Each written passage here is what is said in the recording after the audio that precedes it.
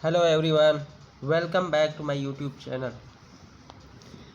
आज मैं आपको एक अगला एग्जांपल सॉल्व करके समझाता हूँ। ये वॉल्यूम एंड सरफेस एरिया से ही रिलेटेड है। जैसे मैं एक क्वेश्चन लिया हूँ, the base and top of a right circular cylindrical drum are hemispherical. The diameter of cylindrical part is 14 centimeter and total height is 30 centimeter. Find the total surface area of the drum। अब ये drum किस type का है, ये सबसे पहले ये shape बनाना आप सीखेंगे तभी जो है क्वेश्चन को सॉल्व कर पाएंगे। अदरवाइज़ डायरेक्ट ये फार्मूले में रख के क्वेश्चन नहीं सॉल्व होगा। इसको समझना होगा कि क्या क्वेश्चन में कह रहा है, उसी के हिसाब से हमें डायग्राम या शेप जो भी है बनाना पड़ेगा। अब इसमें कह रहा है right base and top of a right circular cylindrical drum. तो सबसे पहले राइट सर्कुलर सिलेंड्रिकल ड्रम बना लेते हैं। 3D इमेज कुछ और होगा, लेकिन हम इसको 2D डायमेंशनल बेस पे हम बना रहे हैं। तो एक सिलेंडर हम बना लेते हैं। ये है सिलेंडर,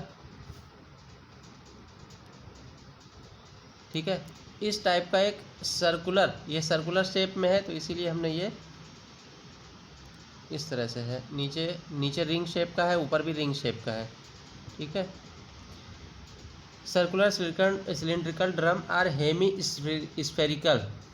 तो इसका अभी क्या करा है, ये सिलेंडर हमने बना लिया, लेकिन इसका बेस एंड टॉप ये सिर्फ ये सर्कुलर फॉर्म में नहीं है, ये कह रहा है हेमी स्फीयर। ये जो इसका टॉप है इस टाइप का है,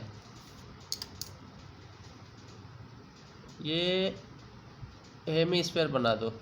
ये कंप्लीट फिगर बनाएंगे तो ये स्फीयर बन जाएगा, ठीक है। इसी तरह से इसका बेस भी, ठीक है। ऊपर भी हेमी स्फीयर, टॉप और बेस भी, और ये बीच का पार्ट सिलेंड्रिकल शेप है, ठीक है। तो अब इसमें ये जो लाइन लिखा हुआ है, base and top of a right circular cylindrical drum are hemispherical, तो ये हमने ड्रॉ कर लिया है, ठीक है। अब क्या कर रहा है, diameter of cylindrical part is 14 centimetre.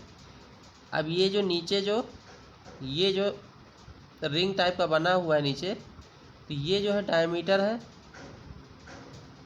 ये कह रहा है कि 14 सेंटीमीटर है, ठीक। 14 हमने लिख दिया, तो ये भी 14 होगा, ऊपर टॉप भी 14 सेंटीमीटर ये भी होगा, ठीक है। और फिगर है and total height is 30 centimetre. Total height समझ लें यहाँ से लेके और नीचे ये बेस, ये पूरी हाइट कितनी है, 30 सेंटीमीटर है, ठीक है। Find the total surface area of the drum. Total surface area, ये सिलेंडर का कर्व सरफेस, इस हेमीस्फेयर का कर्व सरफेस और इस वाले बेस का कर्व सरफेस, तीनों को ऐड करेंगे तो टोटल सरफेस एरिया हो जाएगा। अगर ये ऊपर का हेमी स्फेरिकल फॉर्म नहीं होता, नीचे का ये सिर्फ ऊपर टॉप पे रिंग बना होता ये वाला, और नीचे रिंग बना होता, तो हम इस केस में टोटल सरफेस एरिया क्या करते, ये सिलेंडर का निकालते हैं, ये टॉप का रिंग का इतना और बेस का रिंग का। लेकिन क्या करें, ये जो शेप ऊपर है टॉप पे, ये हेमी स्फेरिकल शेप है और इसका बेस भी हेमी स्फेरिकल है। तो इस हेमी स्फेरिकल का कर्व सरफेस एरिया और इन बेस का भी दोनों ऐड करेंगे और प्लस ये सिलेंडर का कर्व सरफेस एरिया, तो टोटल सरफेस एरिया हमें मिल जाएगा। लेकिन उस कर्व सरफेस एरिया निकालने के लिए हमें सबसे पहले ये जो सिलेंडर का है कर्व सरफेस एरिया निकालने के लिए हमें ये चीज़ मालूम होना चाहिए, ये इसका हाइट क्या है। तो इसके लिए दिया हुआ एक डायमीटर दे दिया गया है और एक टोटल हाइट दे दिया है, ठीक है। तो अब जैसे यहाँ पे ये डायमीटर दिया, तो ये कितना हो जाएगा, इसका रेडियस 14 का हाफ 7 सेंटीमीटर, ठीक है। ये 7 सेंटीमीटर होगा। ये हेमी स्फेयर है, तो ये डॉट डॉट यहाँ ड्रॉ करेंगे नीचे एकदम बॉटम पे, तो ये भी रेडियस होगा, तो ये 7 सेंटीमीटर हो जाएगा। इसी तरह से सेंटर से मिलाएंगे, तो ये भी 7 सेंटीमीटर है, तो ये भी इसका रेडियस है 7 सेंटीमीटर होगा।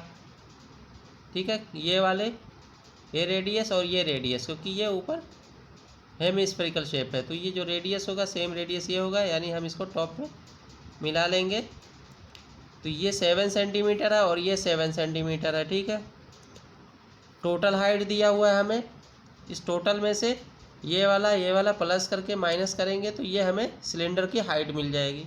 ठीक है, यही चीज़ हमें मालूम करना है और ये मालूम हो जाएगा, उसके बाद हम फॉर्मूले में रखेंगे, क्वेश्चन को सॉल्व कर लेंगे।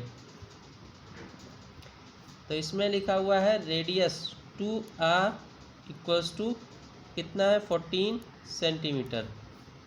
तो r रेडियस हो जाएगा 14/2, हमने डायरेक्ट लिख दिया, ये 7 सेंटीमीटर हो जाएगा। ठीक है, अब हाइट क्या हो जाएगा सिलेंडर का, height of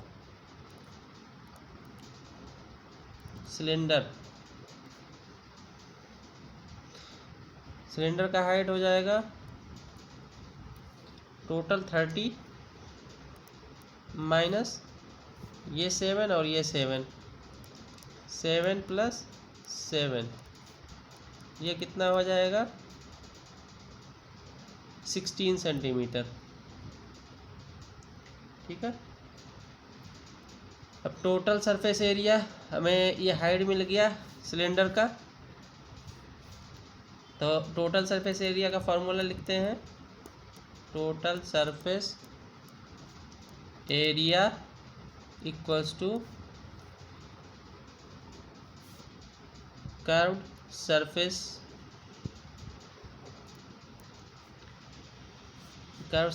area of cylinder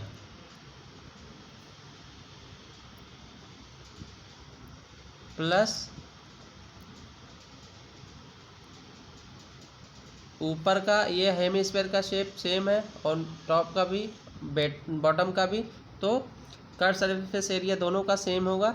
तो जो भी कर्व सरफेस एरिया होगा इसका या इसका और डबल कर देंगे तो हमें मालूम हो जाएगा। तो 2 इसको डबल करके कोई सा भी हेमिस्फीयर का जो भी है ऊपर टॉप का ले लेते हैं, इसका curve surface area of curve surface area of hemisphere. ठीक है,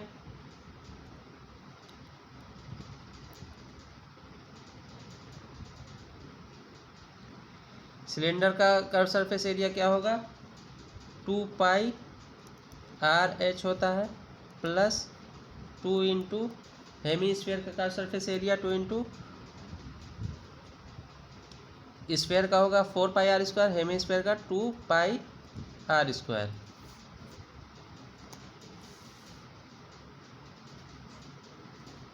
equals to 2πr/h plus 2r equals to pi की वैल्यू 22/7 रख देते हैं और रेडियस है 7, हाइट है ये सिलेंडर की हाइट h 16 प्लस 2 इंटू 7, ये 7 से 7 कैंसिल हो जाएगा,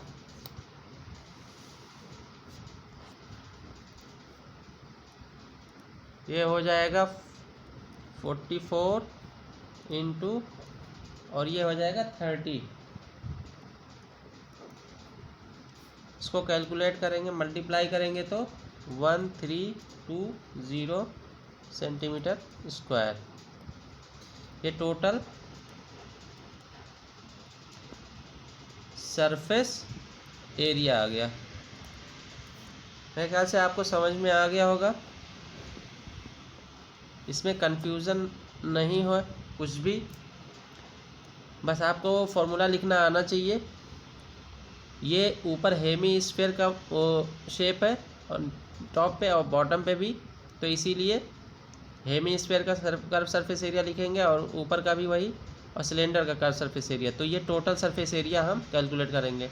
अगर ये टॉप और बॉटम पे सिलेंडर हेमिस्फीयर शेप नहीं होता, रिंग शेप होता, तो हम रिंग का ये एरिया लिखते पाई आर स्क्वायर और ये पाई आर स्क्वायर, ठीक है, वो ऐड कर लेंगे, टोटल सरफेस एरिया आ जाता है।